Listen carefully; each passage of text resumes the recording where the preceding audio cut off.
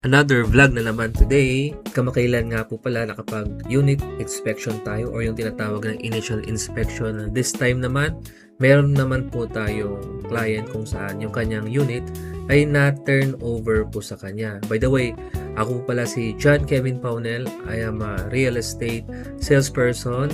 Samahan niyo po ako today sa aking vlog kung saan ipapakita ko po sa inyo kung paano po yung naging proseso po namin sa unit turnover. Of course, isa sa mga chinek po namin during the unit turnover, yung mga ilaw, yung water, chinek po namin kung okay naman at gumagana naman po yung mga faucet, yung shower, yung sa electrical naman kung sumisindi po lahat po ng mga slot for bombilya, mga lights, main lights, switches. Check na rin po namin yung mga pintuan, everything po na nakita po namin during the initial inspection, chinek po ng maigi.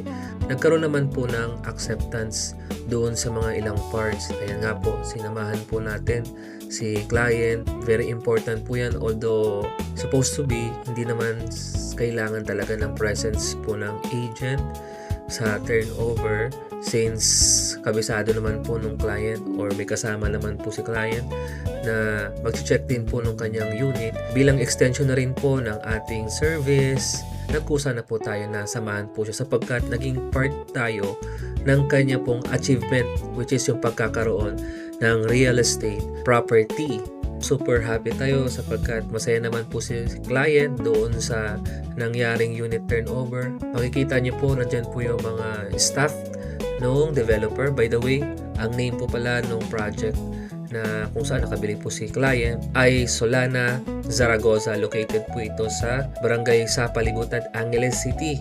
Sa mga hindi po nakakaalam, ito po yung project or subdivision na malapit po sa Marquee Mall, NLEX, Angeles Exit, mga hospitals, going to SM Clark, Holy Angel University, so Angeles City proper. Kung taga Angeles ka at familiar ka sa lugar na yan, sigurado pong magkakaroon ka ng idea kung gaano kaganda yung location na napili po ng client. At sa mga naghahanap po dyan ng house and lot for sale, dito po sa Pampanga and other location, for example, Tarlac, so pwede na rin po namin kayong matulungan dyan.